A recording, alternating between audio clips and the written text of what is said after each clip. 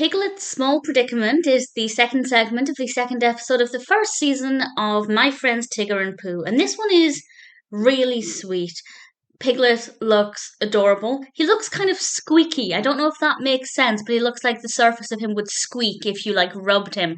That might be a weird observation, but I'm still getting used to this animation style for Winnie the Pooh. I think I'm getting used to it quite quickly.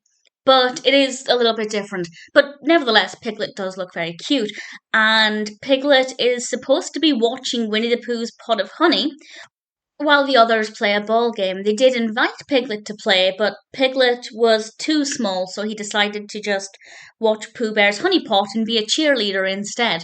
And unfortunately, the honey pot rolls away, and Piglet was too small to stop it. So they decide to try and solve the mystery of where it went. And I think Tigger suggested it had been taken by woozles, and that's the route they go down, despite the fact that, as Piglet said, it just rolled away. So they made it a little bit more complicated than it needed to be for them to solve.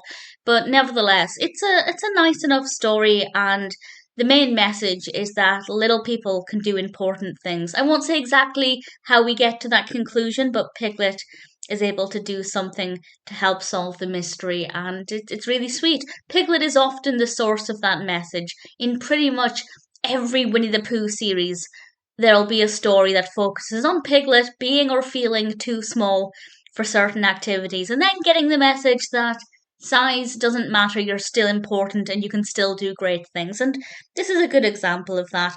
The animation is really nice, particularly there's a bit where Piglet is being a cheerleader for the ball game, and he's holding up these flowers, and it's beautiful. It's visually really gorgeous. The animation of the characters I am, as I said, still getting used to. I'm kind of used to Tigger. I feel like Tigger really suits this design more than any of the other characters.